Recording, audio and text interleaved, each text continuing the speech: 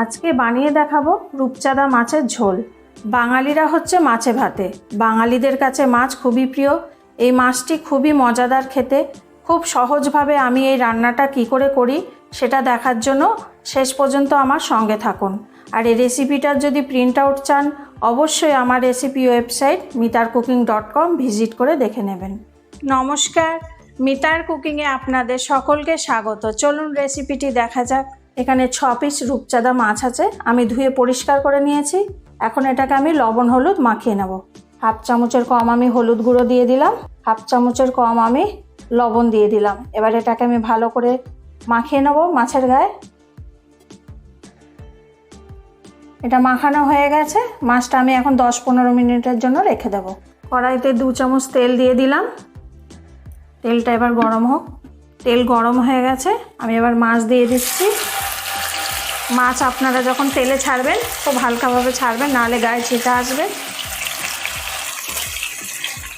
আমি এবার মাছটা উল্টিয়ে দেবো।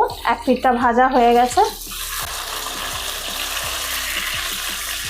সাবধানে উল্টাবেন, মাছ যাতে ভেঙে না যায়। এবার আরেক পিঠটা ভাজা হয়ে যাক। মাছ ভাজা হয়ে গেছে, এখন আমি তুলে নেব।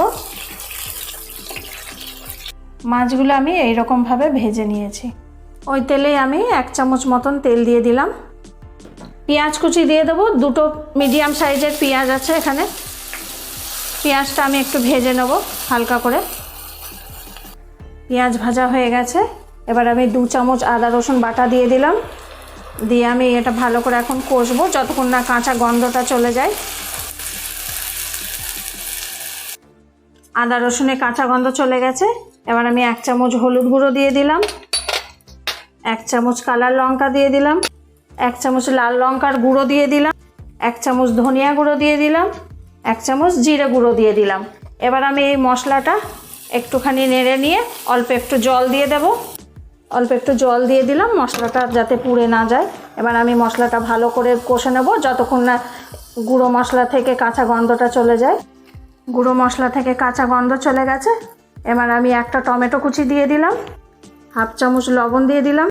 এবার আমি ভালো করে কষে নেব যতক্ষণ না টমেটো নরম হয়ে যায়। টমেটো নরম হয়ে গেছে, মশলা থেকে তেল ছেড়ে দিয়েছে। এবার আমি জল দিয়ে দেব। আপনারা যেরকম ঝোল খাবেন সেই হিসাবে জল দেবেন। লবণ ঝাল আপনারা আপনাদের হিসাবে দেবেন।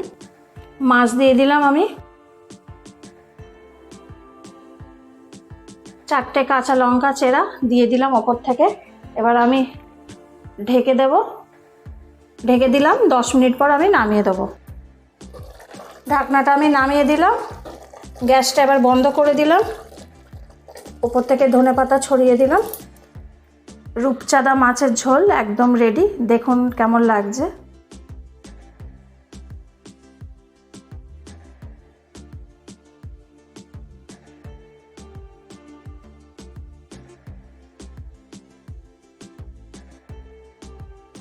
বাড়িতে আপনারা এইভাবে রেসিপিটা বানাবেন, খেতে খুব ভালো লাগে। বানিয়ে আমাকে জানাবেন। এই মাছ রান্নাটা গরম ভাতের সাথে খুবই ভালো লাগে।